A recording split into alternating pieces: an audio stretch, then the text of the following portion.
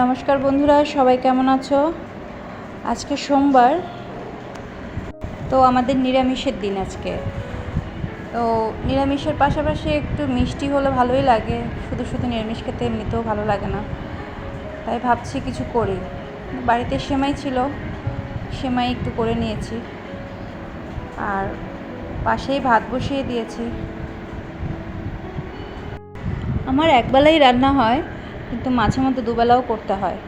তবে ভাতটা আমার দুবেলাই করা লাগে, আর মাঝে মধ্যে একটু টুকিটাকি খাবার করি।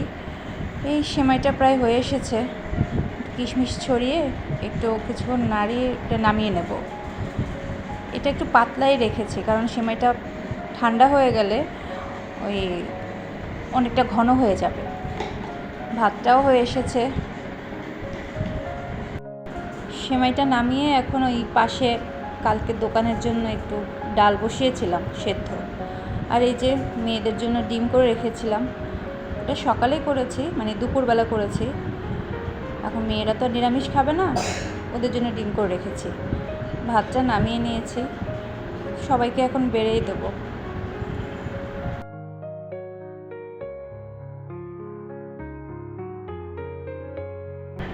একটু আলু সেদ্ধ করেছি, আর লাউয়ের চোচাবুটি করেছি, আর পাঁচমিশালি সবজি দিয়ে সর্ষে দিয়ে করেছিলাম।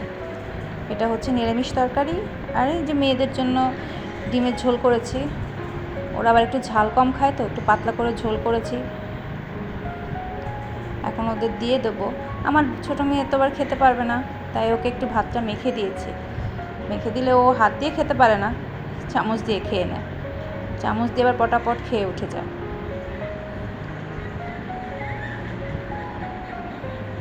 সবার খাওয়া হয়ে গেছে, এখন সেমাইটা সবাইকে বেড়ে দেবো।